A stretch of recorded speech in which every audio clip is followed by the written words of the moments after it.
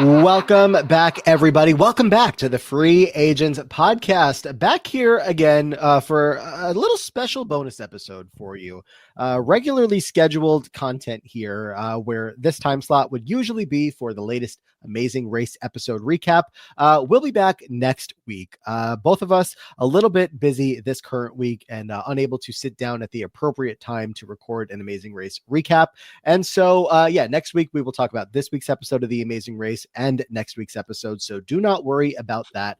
But in the meantime, while we have been covering this season of The Amazing Race, we have been taking a break from our normal challenge rewatch, the Pre-Agents series. So we're going to actually use today to peek back in on what we have watched so far and talk about the top 12 moments from the first 12 seasons of the challenge. That's the activity of the day. I am Matt, here as always with Brian Scally. Scally, what's up? Hello. First of all, let me say congratulations. Oh, yeah? Oh, yeah? No? I don't know. I guess so. I mean, are we not thinking about when this is coming out? Oh, yeah, no, we are. Well, the thing hasn't happened yet. Actually, maybe it has, the day that this hits the main feed. I was going to say, yeah. So everything was beautiful. The food was amazing. The dancing was amazing. Thank you. Yes. Look, I wish you all could have been there. Yes. Aside from a New York live show, also a wedding happening this current week. So a little bit busy, tied up with that. I'm hopeful that you all understand. But again, we'll be back covering Amazing Race soon. And thank you for your pre-congratulations or comments about how great everything was. Exactly. Yes. But otherwise, how's it going? I'm doing great. I am excited to be here, excited to, figure this out, make something work for this week. And also very excited to get into this project. I feel like this has been such a fun rewatch that we've been doing. And I am already sad that we've left some of these great moments in our past. And so I want to revisit them. Yeah, that's exactly what we're going to do. We've been talking every step of the way during the rewatch about, okay, here's the Mount Rushmore, here's the season rankings. But the one thing we haven't been doing is specifically ranking some of the most important moments so far. So we said, what better time than right now when we need a little bit of a bonus podcast? And let me just tell you guys all up front, the way that we did this was our executive committee, which is the two of us and Mel and Chappell and Jonathan, all filled out a form that I put together with, I think it was 34 of the most top of mind moments from these first 12 seasons of the challenge. We all picked out our top moments, put together, which ones got the most votes. And here we have a list. And we're going to go through the list. We'll talk about some of the ones that were on the ballot, but didn't actually get the votes. I also have, some numbers by season as far as which season got, how many moments on the list. And we're going to get into it. Like you said, it's been a very fun project so far. And these moments are all pretty memorable, to say the least. I'm excited to see number of moments versus where the season falls on the ranking as well. Yes. So I think we can just get into it. Let's do it. Oh, all right. Not a whole lot else to set up. Again, one more time. If you're here looking for the Amazing Race coverage, we'll be back next week. Same thing with the challenge coverage of this week. We will be back next week covering both episodes from this week and from next week of the Challenge 41 and of the Amazing Race. But that has been said, and hopefully you understand at this point. So without further ado, we're going to go in order from top of the list to the bottom of the list. This first grouping is not quite in order yet, but we're going to see maybe if it makes sense along the way to put them in order. I have 6 moments that all received a vote from each of the 5 members of our executive committee. Every single one of us voted on these moments. Wow, that's exciting. Okay, I was going to ask what got all 5 votes. That must be top of the list, but I did not expect for 6 moments to be so agreed upon. Yeah. We just absolutely could not deny the impact of all 6 of these. And again, we'll figure out the order, but let's get things started here. And we are jumping decent ways in challenge history because, again, I'm presenting these in chronological order. We are jumping to the Inferno. Okay, the Inferno, a great season, is our number 1 currently on the rankings. Yes, it is. And given, some of these answers, makes a lot of sense as to why we're going to get things started here. Season 8, The Inferno. And of course, where else do we go but the Katie versus Veronica fight? Oh, Katie versus Veronica is so good. The holding the towel up in a fight, just screaming so many words that I shan't repeat right now, but it is an absolutely iconic fight. For those who might need the reminder, Katie and Veronica have been feuding now for, I believe it's at least 2 seasons straight, if not more, but I Oh think it yeah. was 2. Yeah. Katie versus the rest of her team is a pretty running storyline throughout her time in these early seasons. She's just seen as a weaker player. You have the other teams that are constantly like, we want to keep Katie in the game. She's our ticket to winning the whole show. Spoiler alert, that didn't work out here for the other team. But yeah, Veronica doesn't like Katie very much and wants to win, wants to do well, and will do whatever it takes to get Katie off of their team before the final, which leads us, Scally, to Katie in an elimination in this final elimination of the Inferno against your boy and mine, David. David Burns, right? Is his last name? It is.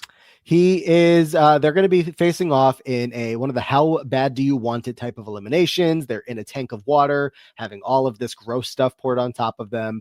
And if both of them survive the entire time in that tank, they go to a sudden death breathing contest, and Katie wins. Look, Katie was motivated. She is not going to let Veronica have the last breath here. She is going to hold on to that last breath as long as she can because in no world was Katie going to go quietly. No, and as you mentioned, the towel. I see. I think I forget that the towel is because she was just in a pit of water. Like in my mind, I'm like, oh, she just got out of the shower. But when you rewatch it in like sequential order, I just needed the reminder that Well, she had just come from the elimination. it's Veronica in the towel with the towel, not Katie. Is it? Yes. Well, then I'm an idiot. No, I could have sworn Katie's running back to the house in a towel. She was just in water. Well, maybe she's running back in the towel, but the fight is Veronica holding the towel up to her chest. Okay. Well, I think both might have had a towel involved at one point or another, but I guess that's besides the point. Yes. So she ends up Katie goes back into the bedroom. She sees Veronica, and as she says, she starts seeing red, going off on Veronica, calling her all of the words that maybe we shouldn't be repeating: a stupid bee, this, that, idiot for a nicer term here, the S word, the W word, a short, scrawny, acne face ridden, blank, blank, blank, blank, blank. And it just gets insane. It's so good. It's so representative of reality TV in the era, and it is extremely representative of why Katie and Veronica are such staples in the early Mount Rushmore. Yes. Of course, you have Miz jumping in here to keep Katie separated from Veronica. I mean, a bunch of people are trying to keep them apart. People from their own team are like, we have to go run a final with these two tomorrow, and they can't, stop screaming at each other. There's a world that one of them might hit the other and get not, kicked off the show. Probably more likely that's Katie at this point because Veronica is Yes. so aware that she is like, if Katie hits her, whatever, then Katie will go. But Veronica a little bit smarter. So that was an aspect. Yeah, that's the thing. Is like Veronica will fight, but she's not really that likely to hit somebody. I feel like, whereas no, Katie is just waiting to punch someone in the face at many moments in her challenge career. Very much so. Katie's screaming, screw a few more cast members, S word. Mm, And then as they end up actually getting separated, of course, like you have the scene of Mike trying to calm Katie down and saying, like, relax, take it easy. We have a final tomorrow. You wouldn't want to go home before that, right? We wouldn't want you to go home before mm. that. And then Veronica's talking to Coral, talking about how Katie's just lucky that she's still here because she sucks so bad.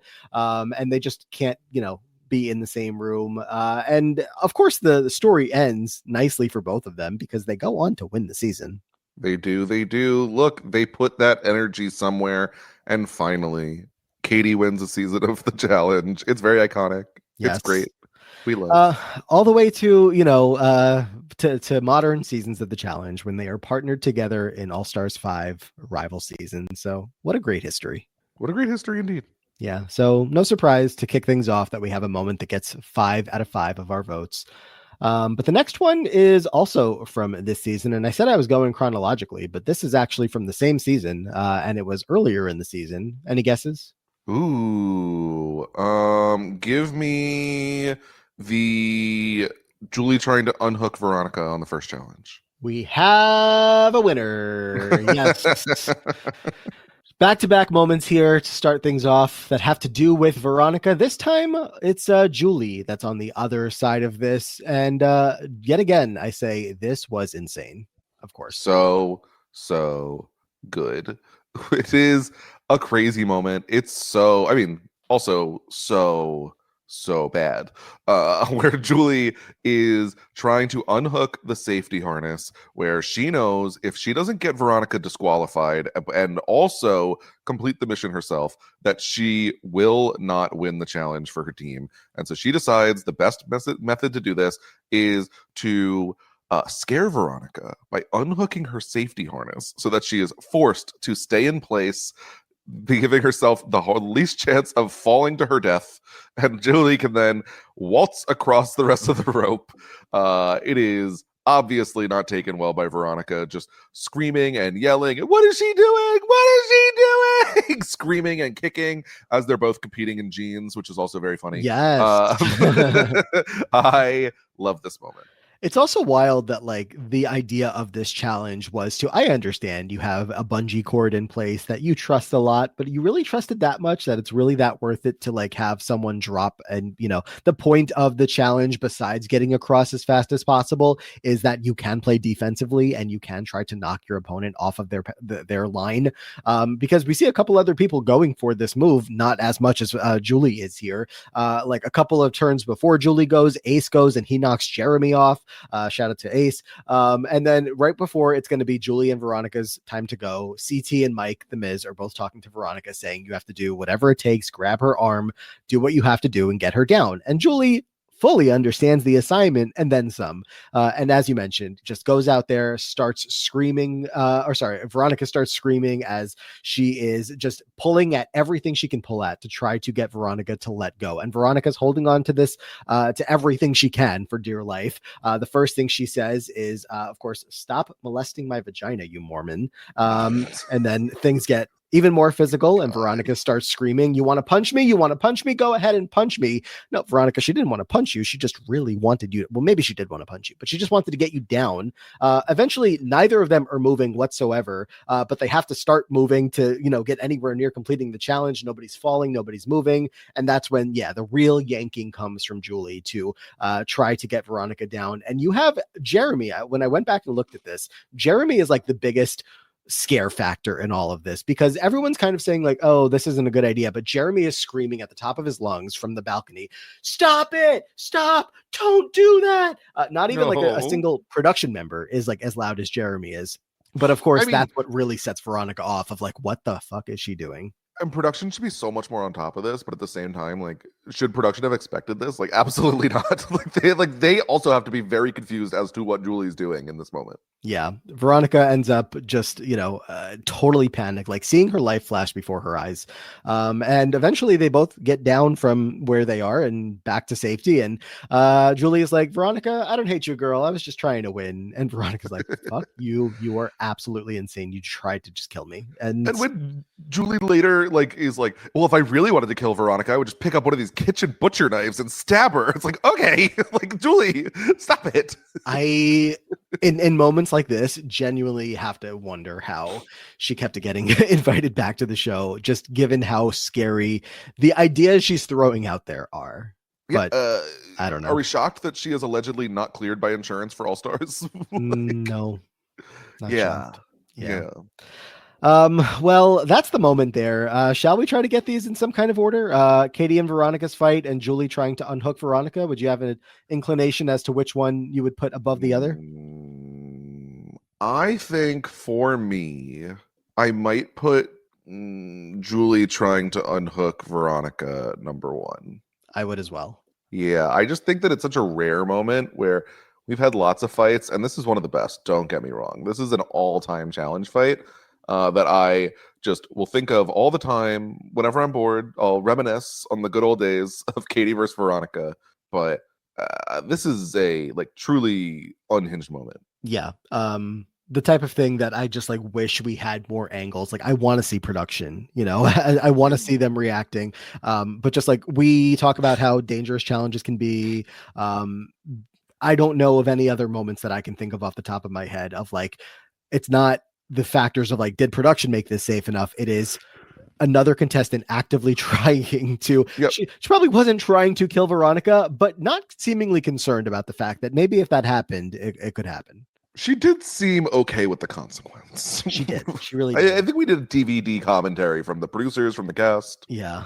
So there's the first two moments. We'll put those in the order we just mentioned. Let's get to the third moment here. And we're jumping ahead to the Inferno 2. Ooh, the second season on our rankings. Yes. Again, no surprise that we're here at the top of the list. All five of us agreed, and it's from our top two seasons so far. There's actually, I'll tell you, two moments from the Inferno 2. Would you like to guess as to Should I one of guess them? on And one? something tells me you might find it.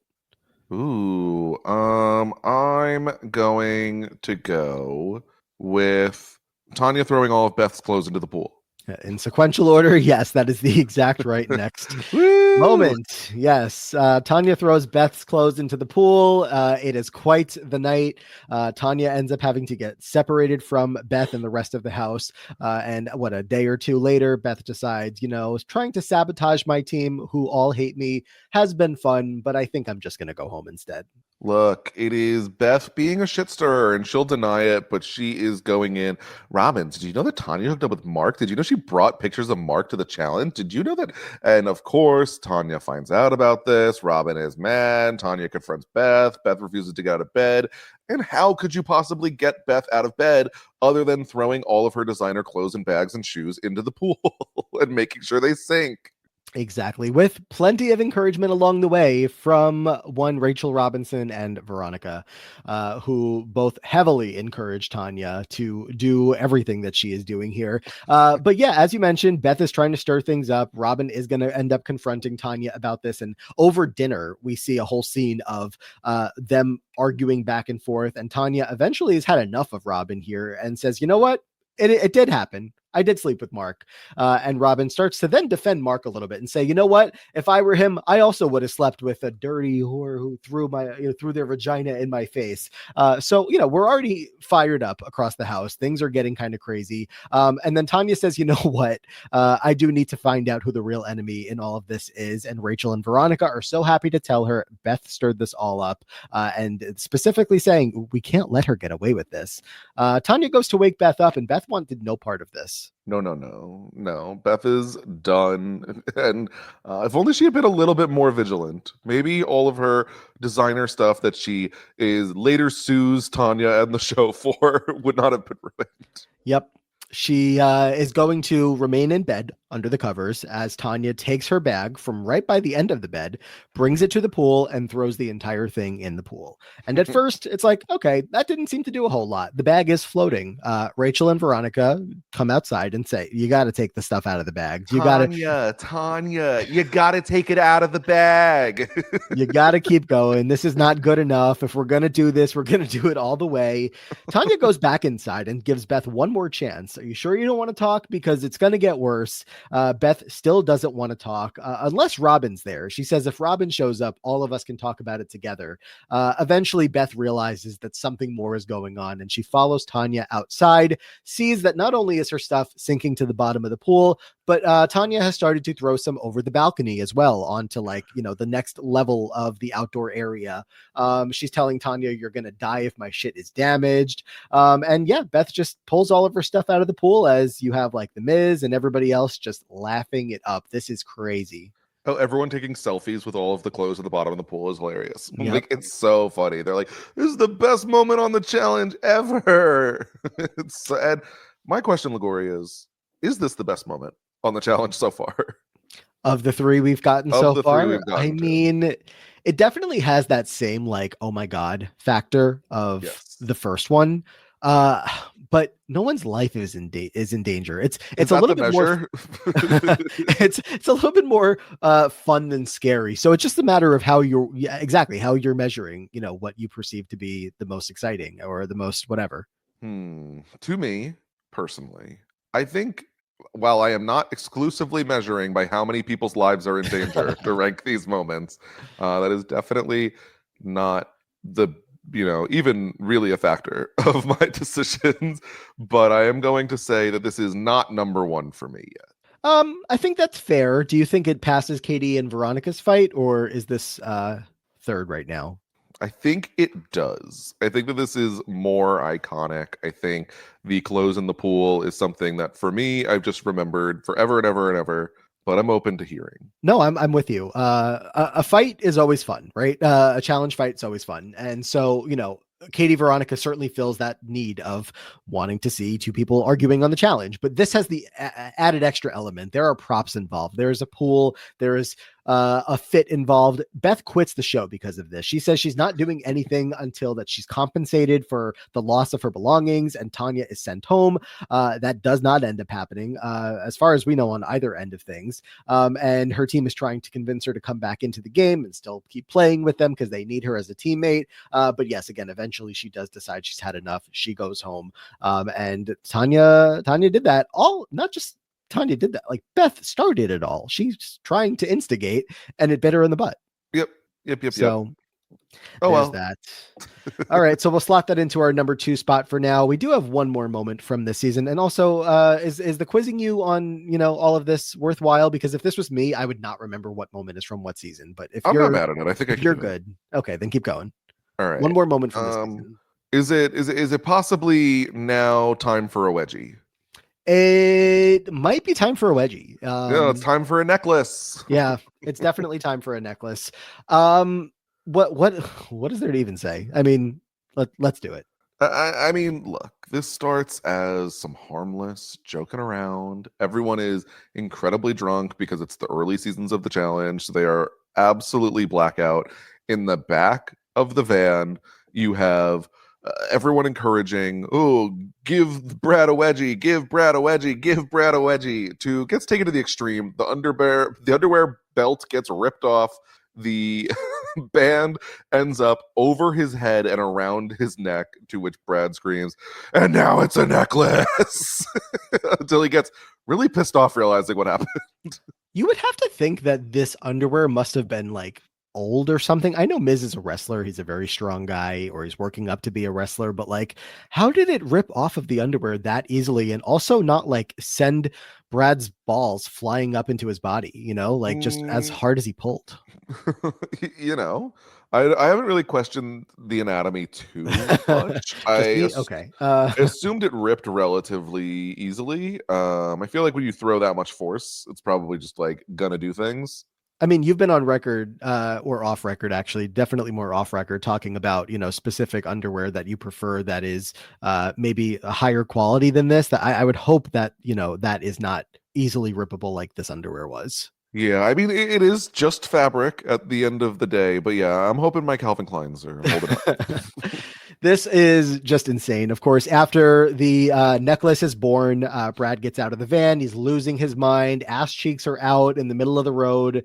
He's just going insane. They go back to the house, and he's still pissed off. Mike is trying to calm him down and say, "Look, everyone gets wedgies. It's not that big of a deal." Brad already a little bit like being rubbed the wrong way by the Miz, who is always in such a good spot in these games and performing so well and seen as one of like the I don't know, faces of the show, the guys that you don't really mess with. But Brad's not intimidated by him. Congrats, you're a meathead, son, but don't ever put your hands on my underwear, he says.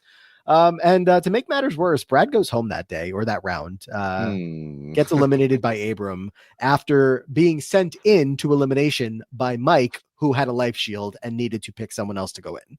Yep. No, Brad, he has his moments on the challenge. I think that he has never really wanted to bow down to the old heads, the people who came before him, considering that they screwed him over on his first challenge right at the end. So I think that there's a little bit of bitterness still there. He's so mad in this moment. And it's really funny because can't even remember who did it, but that's Brad.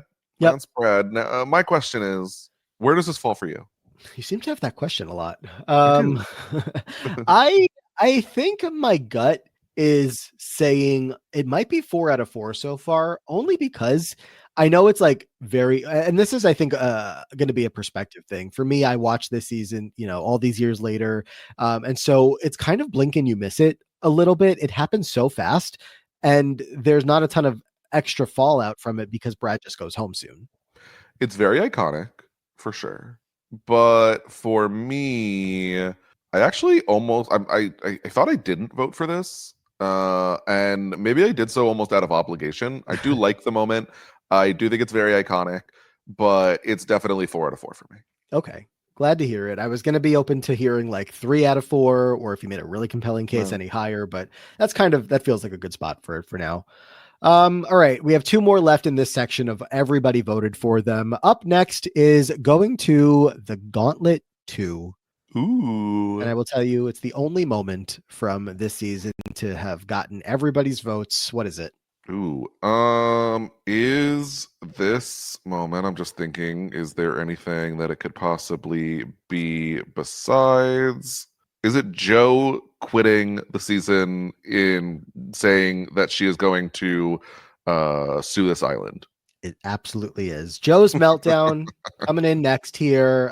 Joe, who, again, I wasn't watching live, of course, we know, but like, learn that has been away from the cameras, away from television for upwards of a decade, and finally has said yes to coming back to TV and being on The Challenge. And not only that, but is going to be our team captain to start things off. Our team captain, she comes in and hey, look, she didn't know she was going to be team captain. She seemingly is getting stressed and stressed and stressed and more stressed as things go on. All it took was one drunken party where it seems like she's kind of drunk too, and people are too much for her. To which she decides she wants to leave. She calls the police. People are surrounding her and they're not letting her leave. It is so good. Yeah, she calls the police, and that's after she's gotten off the phone with her dad back in England and, telling her dad just about how uncomfortable she is here. These people are sick. Today was crazy. People are shagging on the bathroom floor. I never should have come here. She ends up going back inside the house after that call, sees one Derek Kaczynski having been completely wasted. He was in Joe's bed by mistake in this captain room. And there's chocolate syrup all over Derek, all over the bed, all over the floor. That only makes matters worse. Ruthie is involved in this a lot because she seemed to have some kind of connection with Joe in these couple of days. And she's trying to calm her down and say, what's wrong? Is everything okay? But Ruthie jumping in the middle of Joe and getting her stuff is only making Joe feel more trapped. And that's, yes, when the police get called and need to escort her out of the house because she says that she's being surrounded by 40 people waiting to attack her. And yes, she will sue this island. For me, I was willing to put Joe on the Mount Rushmore for this one moment alone. I Like know. this is such a crazy moment that it really, really, really deserves recognition. For me, this is not 4 out of 4 or Wait, or 5 out of just 5. really quick on that. Looking back at the Gauntlet Mount Rushmore, it's Derek, Beth, Keena, and Alton. It was Alton that we were considering, or mostly you were considering putting Joe on instead, right? I think that's what the Yes. case was. I'm just trying to think back. It's been some time. If I would have changed my mind to that at this point, it's so hard. Like I almost feel like I might swap Joe out for like Keena more than I would Alton, but I know she had a Mm. big story that season. So I don't know. She might still be like 5 out of 5 for me, but of course I understand the desire. Yeah, Joe, just that one storyline alone really kills it. So it's unfortunate, but it is what it is. It is another fleeting moment, I will say, as far as when you're watching it on the episode, it just happens and then it's over with. So when you say you would go higher than 5 out of 5, how much higher? Um, it's tough. I am looking in I think I would go 4. Below I think Katie and it's Veronica. below Katie and Veronica, above Now It's a Necklace. I think that works for me for sure. Yeah, I No think that's major where it is disagreement. for me. Yeah. Okay. But very iconic. Thank you, Joe, for your contributions to challenge history. Yes. So sad you couldn't come back for more. I feel like It's okay. I wonder how the lawsuit's going. It's so But much honestly, if she came back again, this would be so much less iconic. yes, it would have been like, remember that first time, and then Yep. ever since then, she became a 6-time champion. Yeah. Yeah, exactly. Like the first time when she melted down, it's like, no, this one crazy lady came on.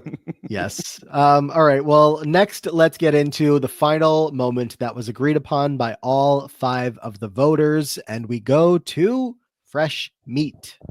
Ooh, fresh meat. Let me take a look and think about it. What could it be? Um, could it be Wes and Casey's run, like as a whole? It is not. Oh, hmm. By the way, I meant to ask, Oh, yeah. are you looking at like Wikipedia? Do you have the voting form in front of you? I have our little rankings open. Oh, okay. Right, right. Yeah. I am thinking it's when DM tells Derek about her cancer. Yes. I think it's kind of like the overall arc of DM on this season. Her sharing her journey that she's been through in life so far, specifically with her cancer diagnosis.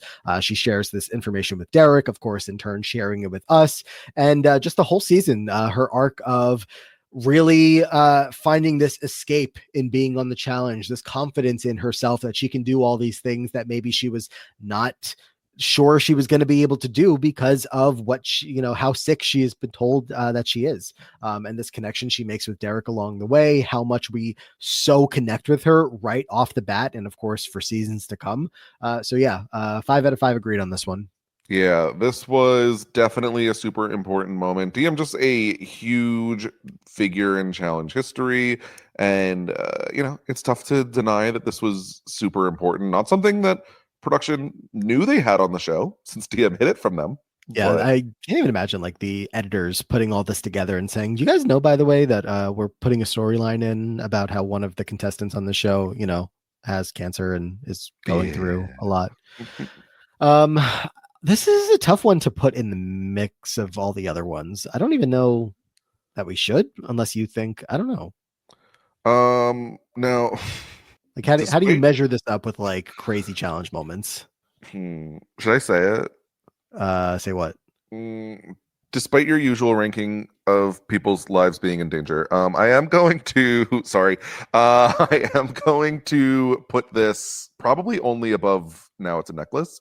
I think it is super important, and it is a big moment in the challenge, but it's like very spread across a long time, Yeah. which brings it down for me. All right, fair enough. Look, anywhere up in this top realm where it already does exist, I think, makes perfect sense. It was really tugging at our heartstrings, and it's only the first season that we spend with DM, just, getting to know her and her story. And so, she ends up on our season Mount Rushmore for sure. We'll see as time goes on. Maybe she ends up on our overall Mount Rushmore. But all right, so we'll slot Is it in that where you there. feel? Um, I don't know. Just because it's like so like real life. But like Yeah. if I'm trying to separate that a little bit and just base it on like, the impact of the story. I don't know if that sounds weird to say. I'm fine with that. I think you do like think of the other moments as like more memorable challenge, quote unquote, moments. So somewhere around there. I don't know. Maybe I'm maybe I willing would to hear go. it above Joe I was gonna also. say maybe I'd go above Joe, but Yeah, we can go above Joe. okay.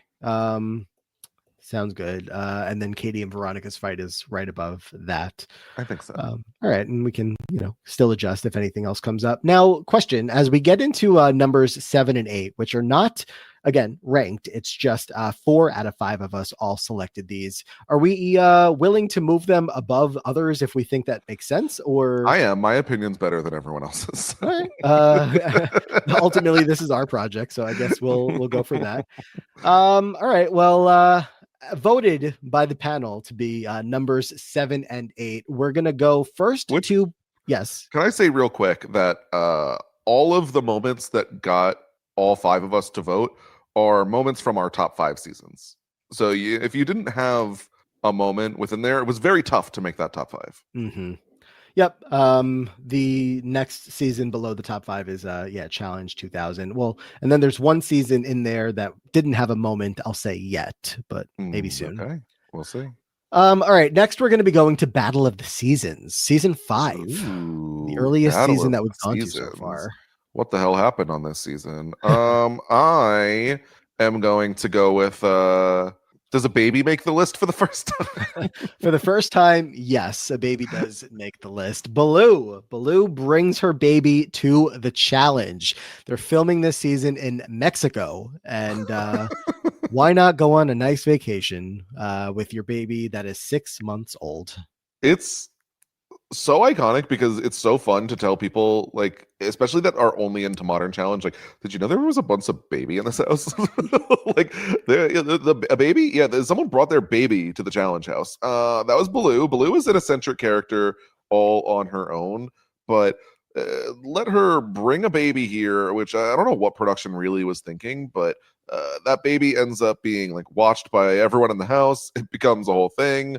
There is questions of when this giant hurricane comes into town. Why is this baby standing by the glass unattended? There are lots of issues with the baby, but it's very iconic. Yeah, everyone's got thoughts about the baby being there.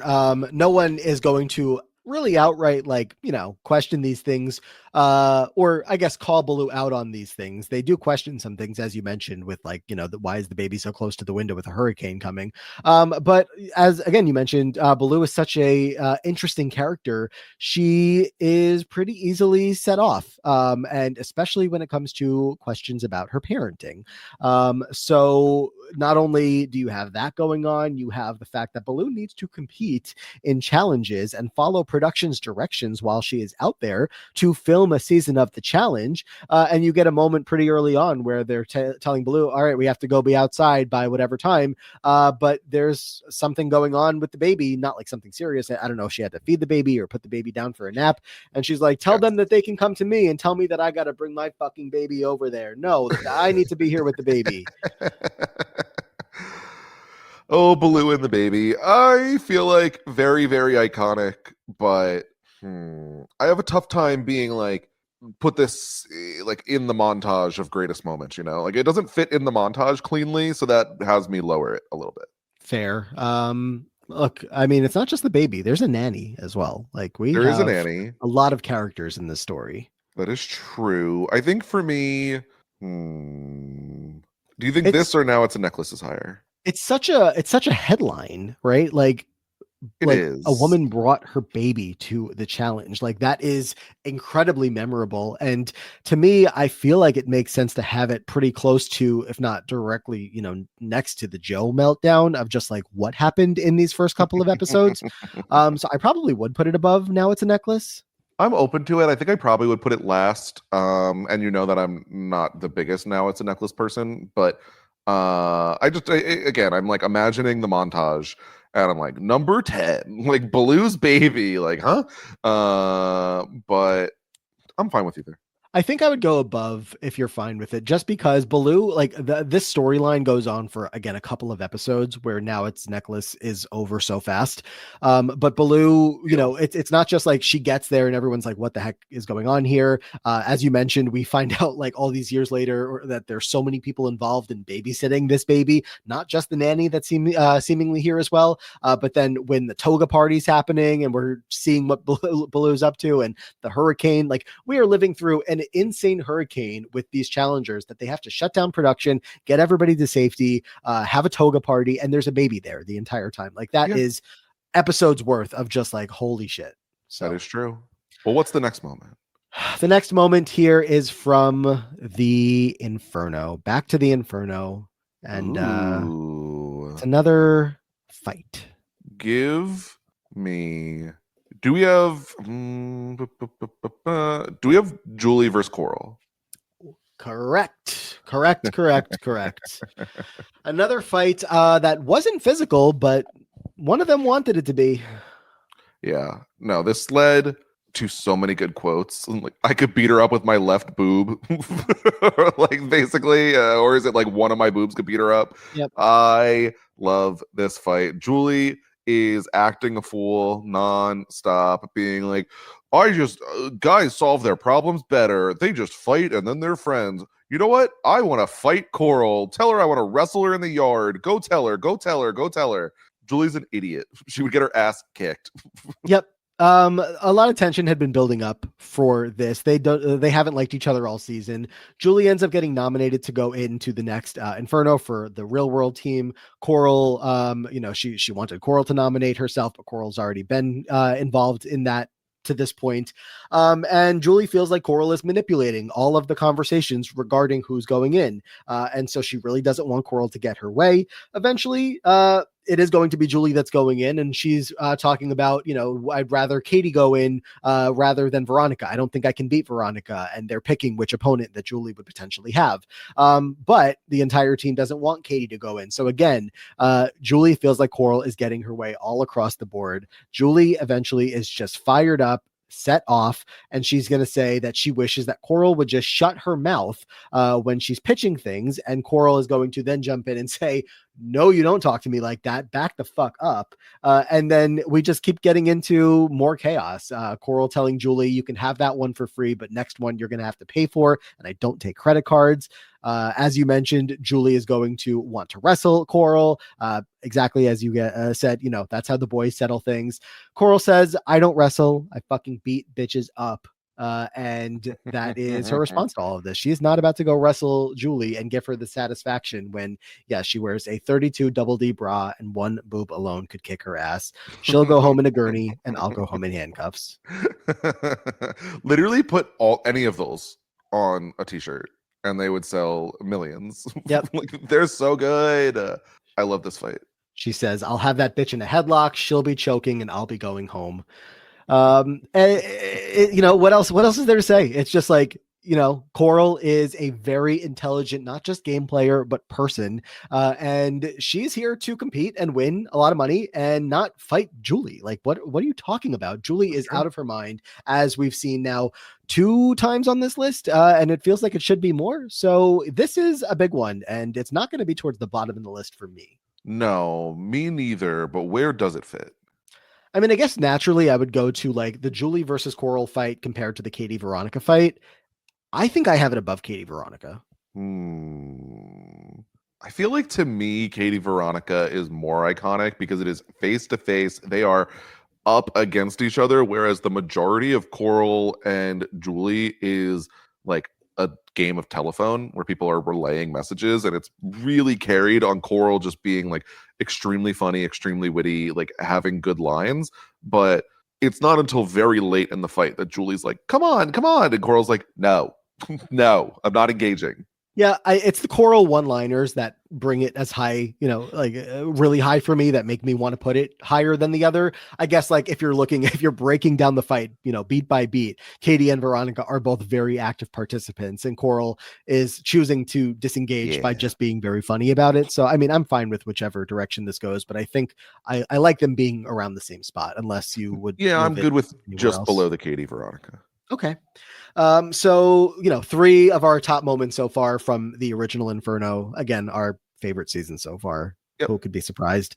The next 2 that come in here are, again, tied. 3 out of 5 of us voted for them. And I will say one of them was, I think I told you I was doing this, kind of combining a couple of different things. So that might spoil it here, from Battle of the Sexes. On our original voting list, there were 3 different moments that had to do with this one person, and I combined them all into one, and I thought that made a little bit more sense. Am I saying what Puck. It is? Yeah, that's Puck and his journey on Battle of the Sexes. Puck's journey on Battle of the Sexes is extremely unique. He does just at some point randomly leave, but this man is one of the worst people to have ever been on the real world, and they subject an entire house of people, in fact 2 villas of people, to this man's terror.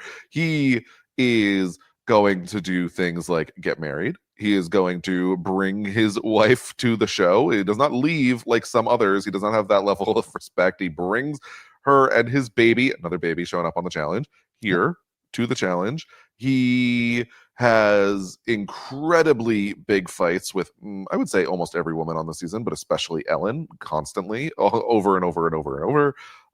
What else is Puck doing? It's just nonstop. You haven't mentioned Spitgate yet. Spitgate. Ugh, I hate Spitgate. I That's hate what spitting on starts people. our Ugh. season. It's the first thing that happens in the season. Well, what is it? Just the idea of that much spit flying into someone else's face, or Just so gross and disrespectful. I hate oh it. yeah, no, it's really bad. But obviously very memorable. Puck is going to spit into David's face, really like a lot of spit there, because the two of them were arguing back and forth about Puck's wife, and David knows Puck and his wife in real life, and he says that he was the one that's been keeping her calm while Puck, trigger warning, he says while Puck has been beating his wife. And then, of course, when Puck spits on Yeah. him, he says, "Excuse me, disqualification. He spit in my face, disqualification." It's a good moment. Um, and while that's all happening, you have everybody realizing that they want to take Puck's side in all of this. David finds himself feeling like a crazy person because no one is agreeing with him except for the other David, who is like trying to calm him down a little bit. David gets on the phone with Jonathan Murray, producer of the show, saying he's leaving if Puck doesn't get kicked out and you don't do anything about this. I'll go fuck him up if that's what you want, because you're gonna, nobody has my back around here. If I was the one that did that spit, you would have sent me home for it. Jonathan Murray shows up, tells Puck it's time to go home. I have to send you home. Puck says, "I'm a father. Don't do this to me. You can't do this to me, Ugh. man. I've given you everything. I've given you so much." Like, over Puck's time on the show, obviously. The entire cast has decided to take Puck's side on this and say they are all walking from the show if Puck is kicked out. To which now, what the hell does Jonathan Murray do? Yep, most vocally Beth, I feel like. Beth is like, Yes. we love Puck. We're staying with Puck. I'm like, shut up. Made me so mad. We get a bit of a solution to all of this when David agrees that, all right, fine, if I can go spit in Puck's face, we'll call it even, and then whatever happens. So Puck finds out about this. Puck says, whatever, I'll eat his spit. I don't care if it means that he gets to stay and we can just forget about this. Puck goes and lies down in front of David on the ground. David leans over Puck, and you think he's about to spit on him, but he says, I wouldn't give you the fucking pleasure. You're going home. But that's not the reality of it. Puck and all of them go back to Jonathan Murray and say, we gave him what he wanted. He didn't do it. What else do you want us to do? And Jonathan Murray says, all right, everybody go. I can't have the entire cast leaving. And to be fair, David, you did say you wanted this and you didn't go follow through with it. So what else am I going to do? And that's all just in like the first episode or two before David quits. Yep, yep. Lots of stuff. The Lots and feud with lots and lots Ellen. of stuff around David. Yes, you are of course talked about the Puck is going to bring out his fiance Betty, and their son Bogart come out, and we're gonna have a wedding out there. Ellen the entire time is asking Puck like, "Oh, why do you want to do this? Like, why would you want to have this wedding out here where there's all these people that you don't even know that well?" And this prompts Puck to just hate her so much, makes Ellen cry at one point by saying that he was going to hit her or kick her ass. I think is specifically what he said. He also is telling the rest of the guys that he's going to kick the chair out from underneath her, put a booger in her food, put his finger in his butt, and then touch her with it. Ew. And yeah, that's what Puck has going on. Eventually, then getting married in front of everybody on the cast except for Ellen and Tanya, who do not attend. Yeah, yeah. Look, it's another big moment of the season. The wedding is certainly a moment. For me, the wedding is iconic in that it happened, but not all that entertaining to watch. No, not at all. It takes up like almost a quarter of the episode. And I mean, the only part that I'm like watching for is like every time we saw Ellen and Tanya not there. And I'm like, Yeah. yes, stay away. Good. Like, Yep. proud of you guys. Also, your boy Blair goes in to defend Ellen at one point in all of this. So that's a thing that's happening. The wedding was insane. You see Eric Nies is like Puck's best man. Mark is holding the baby in the background while they're getting married. There's just a lot going on. And then ultimately, Puck's journey here ends when Betty is detained at immigration on her way home. She forgot her green card, they say. And so her and the baby are both being held and can't go anywhere. Puck loses it, is out of his mind, and decides to take a machete walking around the house for who knows what reason. He's smashing things, he's making holes in the walls, and next thing you know, he's gone. So, did you vote for any of these Puck moments? I probably did. I can't remember exactly, but which one would I have voted for? I don't remember. Yeah, I'm sure I did. For me, it was Puck versus Ellen. I think Puck versus Ellen is something I remember with like yeah, this sucked, but I see the iconicness of it. I could see the like fights making a montage. Um, I don't know. I think the fact that the vote was so split dilutes the moment for me a little bit. Mhm. Yeah, I feel like it is obviously a very important part of the season. It's a season that, especially at the time, we were talking about, is one of the best, one of our favorites, and since it's just been passed a little bit, but not a ton. I don't know. Where do you want to line it up with what we have so far? To me, it's very much towards the bottom. Can you Okay. remind me what the bottom two are right now? Right now, it is Baloo brings her baby at number 7, and now it's a necklace at number 8. Mm, I think I'm willing to put it above those or below those. I'm open either way. I'm gonna give it to you. I do feel like now it's a necklace as a moment is pretty significant, and as you mentioned, Okay. the vote being split, like I feel like it makes sense towards the bottom here. Okay. Let's put it So last. we'll put it last for now. Let's move on to the next one, which we are bouncing all the way back to our most recently watched season, Fresh Meat, and it's a moment you actually mentioned earlier in the podcast. All right. Well, then go ahead and name it. Wes and Casey's partnership. Wes and Katie's partnership is Hey, Katie. certainly very iconic. It is very complicated, not that complicated partnership where they win lots of eliminations and Wes verbally berates her the entire season. Telling her how much she sucks at life, calling her an effing B. Every opportunity he has, he tells her just how terrible she is at the game, at life, at everything. And it's really hard to watch. Wes is, one of the biggest assholes. It's funny that we just talked about Puck going straight into Wes. I think when we talked about the season, we said, have we ever seen an asshole like this? It doesn't feel like it. And then I think you reminded me, yes, we saw Puck. But then their story goes on to, of course, they win 5 eliminations, kind of pretty much just because they had very little weight that they traveled with, which, that's besides the point. They also learn how the eliminations work. So that is, a big factor in all of this. But along the way, like you can also kind of look at it from the perspective of like, is Wes learning how to be a decent human being? Like Johanna gets involved and says, you can't treat this woman like this. She is trying to be there as a partner for you. It's very interesting.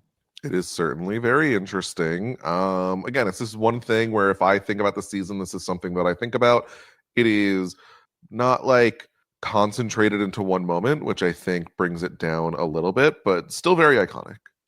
Yeah, the fun moments, I guess, when Casey's able to get back at Wes because she does perform better, than him in a challenge are worthwhile. But we've seen a lot of dysfunctional teams and pairs and whatnot throughout these seasons so far, but really never one that is like the entire season long, like this one is. I'll spoil a little bit, of a season or a moment, I should say, that doesn't make our top 12. I think back to like Challenge 2000 with the Los versus Veronica, the Los versus Piggy feuds. Both of them were eligible, didn't make the top 12. But like those are moments, throughout the season, you have some conflict on the team. This, the entire season worth. So Yep. definitely Yep. Yep. Yep. memorable. Well, should we keep the assholes together, Puck and Wes? And which Ooh. I think West versus Casey more iconic. Wes versus Casey more iconic than all of Puck? Is that just because of all the Puck stuff being like dirty and nasty, or like truly just more Mm, memorable? I think Weston Casey is like more of one story versus Puck is just like spread out through everything. Yeah. Almost like Casey could have been like on a Mount Rushmore or something, It's just I don't know. I don't I don't know. know. Feels like maybe, but I don't know. no. Okay. All right, that works for me. Slots in at number 9, above Puck at number 10. Two more here that are going to round out our top 12, and then maybe we'll go through a couple of them that did not make it into the top. The next moments got 2 votes each at first, but we did have to go in and do a tie-breaking round, and Ooh. so ultimately the tie was settled, and these are definitively in an order. The next one up is from the Gauntlet. Ooh, the Gauntlet, which is our lowest ranking season. Is that or the Gauntlet 2? Oh no, the Gauntlet 1, you're right. Yep. I mixed up my gauntlets. But yeah, the lowest ranking season still had something worthwhile. Would that potentially be 3 things worthwhile? Yeah, 1, 2, 3 some. Yes, it would be. Yes. Abe, Veronica, and Rachel. Abe, Veronica, and Rachel. This is a moment that is not the biggest moment on the show, but Abe ends up going into elimination and losing, which a lot of the team feels really bad about. They don't think it actually should have been Abe. They only gave Sarah a break, and so they regret that thing. And so, in order to make it up to Abe, what about a cheeky little threesome? What about it?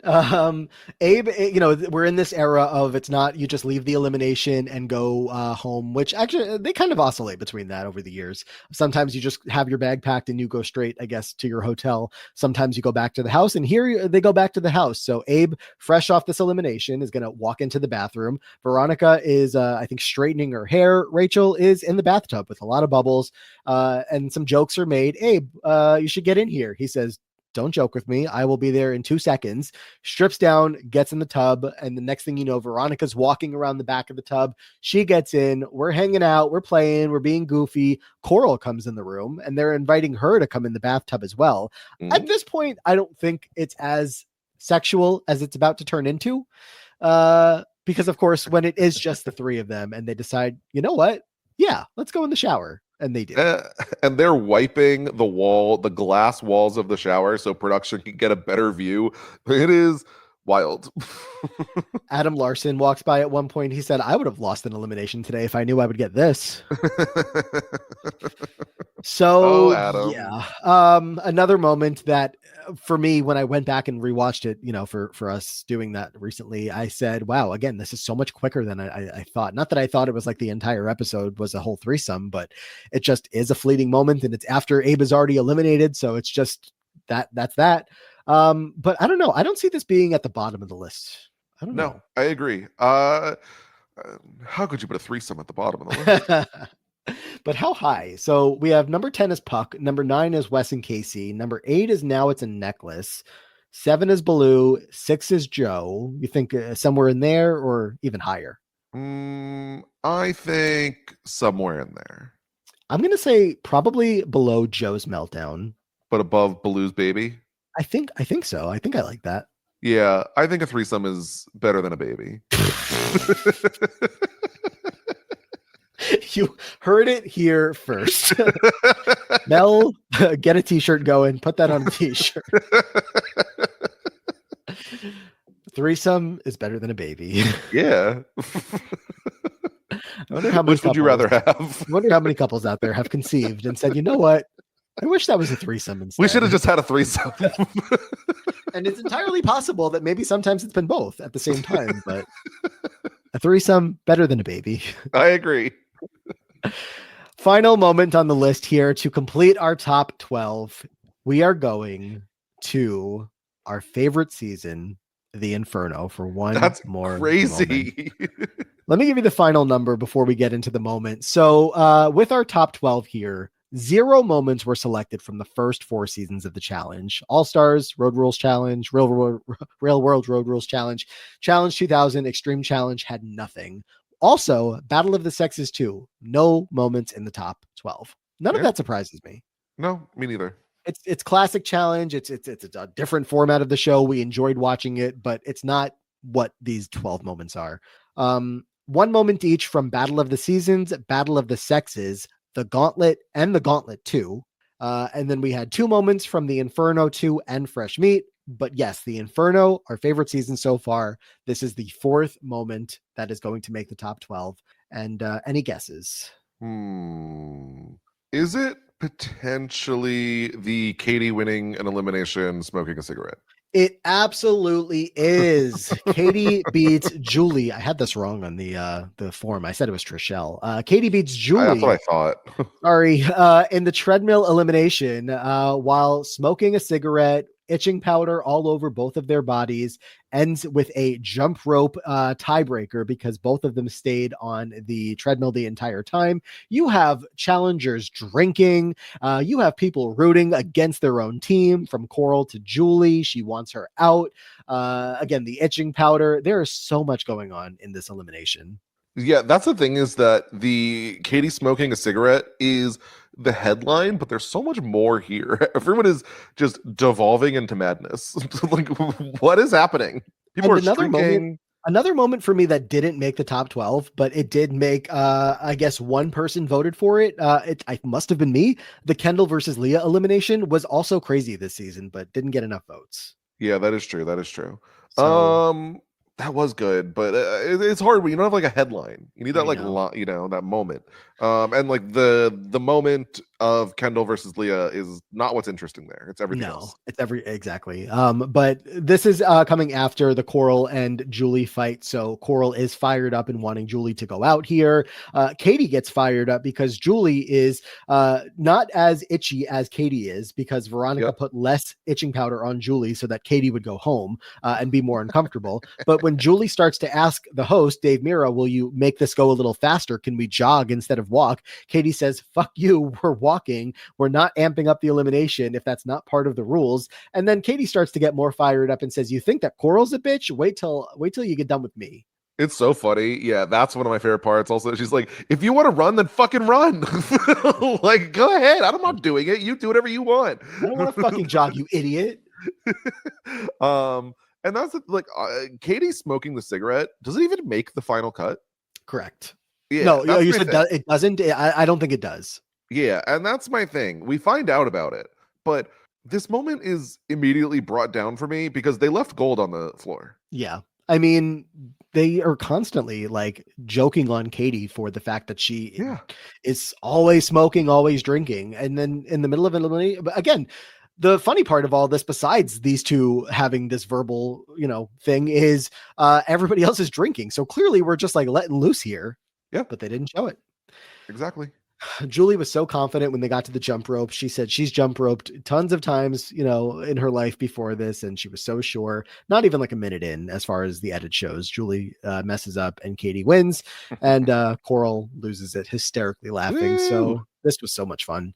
How high are we going to go up with this on our list? Again, the bottom of the list to the top, we have Puck, we have Wes and Casey. Now it's a necklace.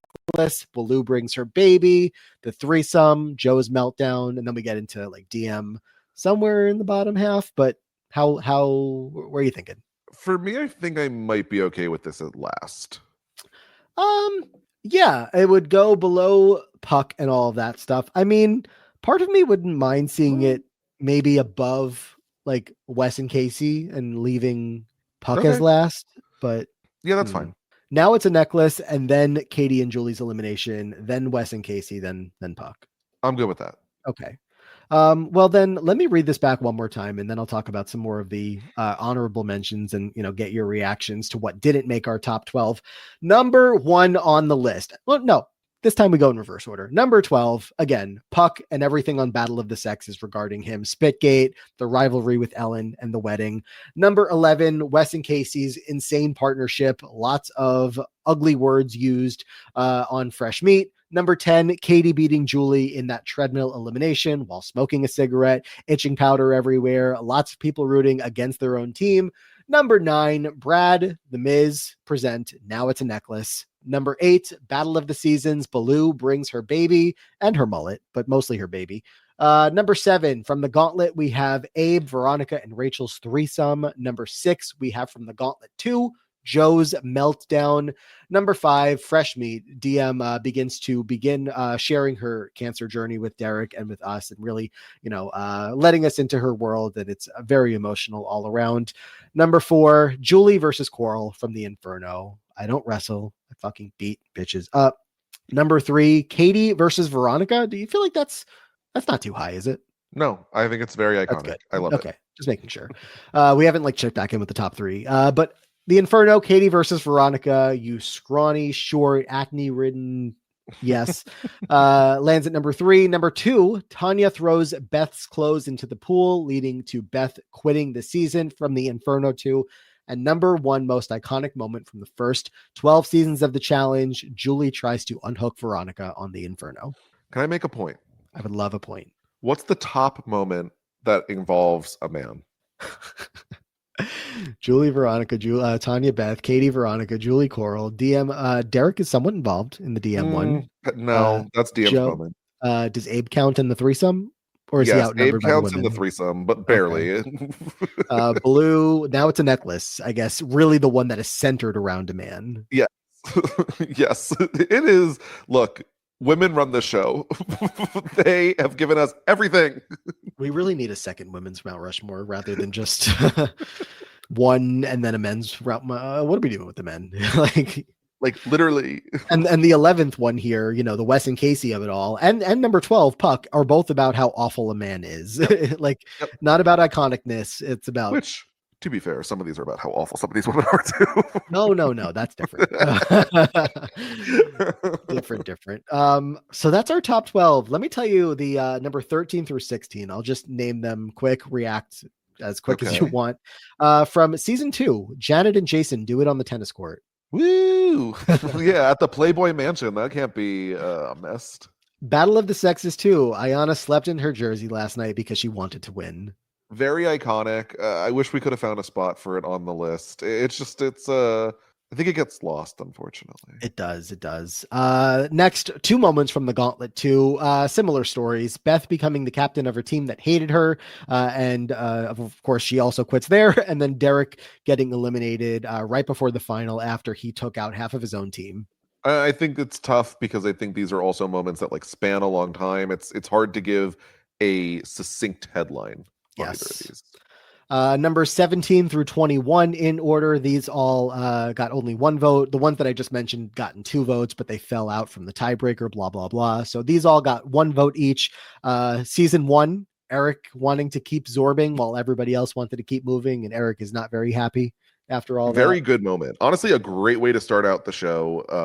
Season 1 is as high as it is on our rankings for a reason. Like it's very nostalgic, and I think that helps quite a bit. But there's still at least a little bit of drama. Thanks, Eric. Yes. From the 3rd season, Challenge 2000, the fake scavenger hunt that the real world gave Road Rules. Hilarious. Honestly, a great moment.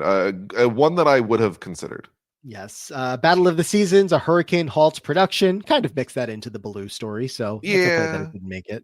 Yeah. And then on the Inferno, Trishelle and Coral's disagreements. A lot to do with Mike there. I think another one that maybe suffers from not like a good real headline, but it was fun. It's a great fight, but there are I don't know, 47 other fights on that season that are better. Yes. And then That's the the problem. following all did not get any votes, if I may, real quick. From the first season, the bugs that the guys made Cynthia and Rachel eat in their That's fine. food. Yeah, wasn't going to make it, but got to throw something in there from season 1. Season 2, Montana getting pissed at the Playboy model for flirting with Noah. Eh. Iconic. Already talked about the Los versus Veronica and the Piggy versus Los feuds. Both Those were good. fun in their moments. One that wasn't so fun, but still worth mentioning is Christian and Ayana's Not disagreement. fun. Yeah. Not so Ooh, fun. pass. From the same season, we have Letarian going to court to defend his team when none of the rest of the team wanted to participate. I liked that. It's not going to be a top 10, but maybe if we got into a top 50.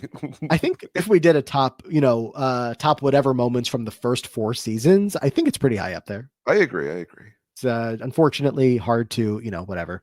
Battle of the Seasons, Miz's drunk tirade on his birthday because he took his hand off the icy car. It's the type of thing where, this was bad behavior by a man, but it wasn't fun to watch. Yeah.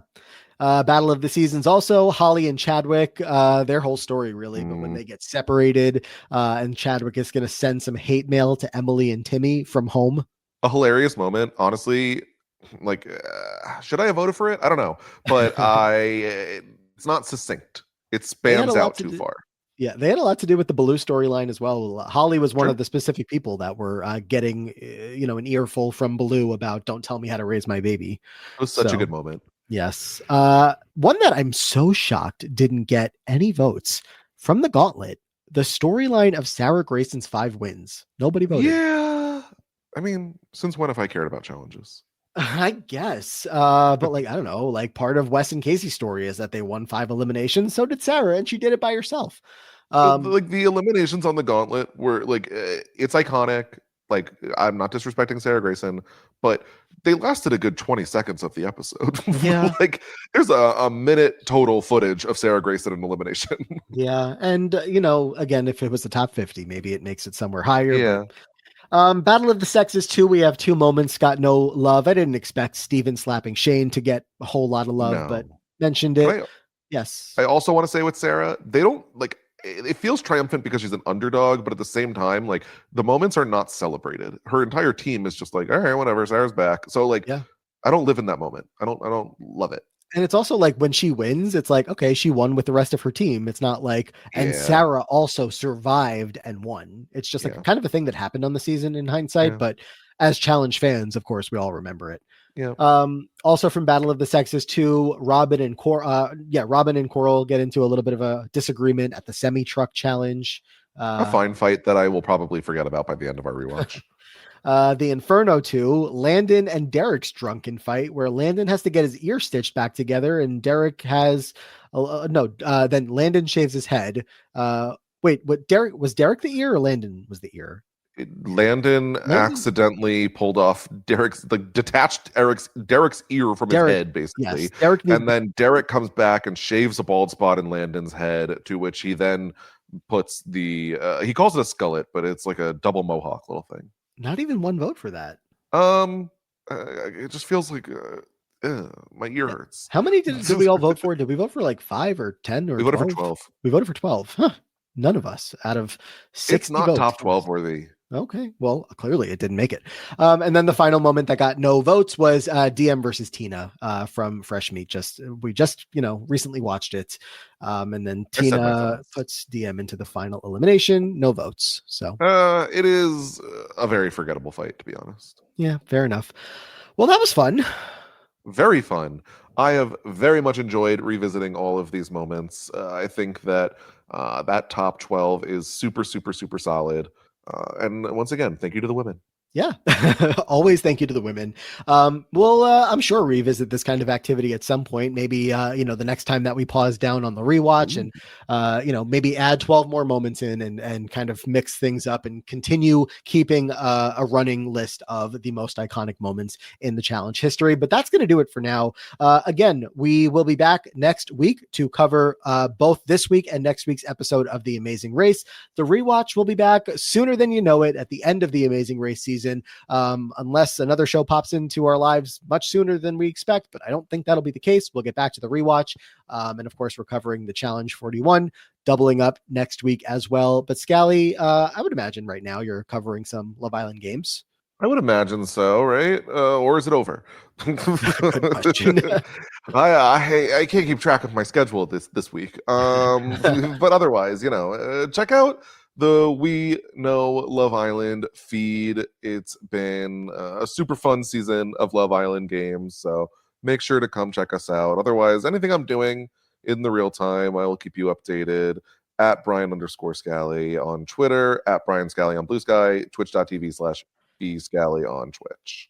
There we go. And check me out on the Diary Room podcast with Aman Adwin, talking about Big Brother every single week, and on the Dancing with the Stars podcast over on RHAP. We know dancingwiththestars.com will take you everywhere you need to know for all of that. In the middle of that season right now, so definitely enjoying that. But yeah, that will do it. We're, of course, also on Patreon, patreon.com/The Free Agents Podcast. If you want all of our bonus content, bonus episodes every single week. And I think that is going to do it. So thank you all for checking this one out. We'll be back very soon. But until then, take care, and we hope to see you all in the future.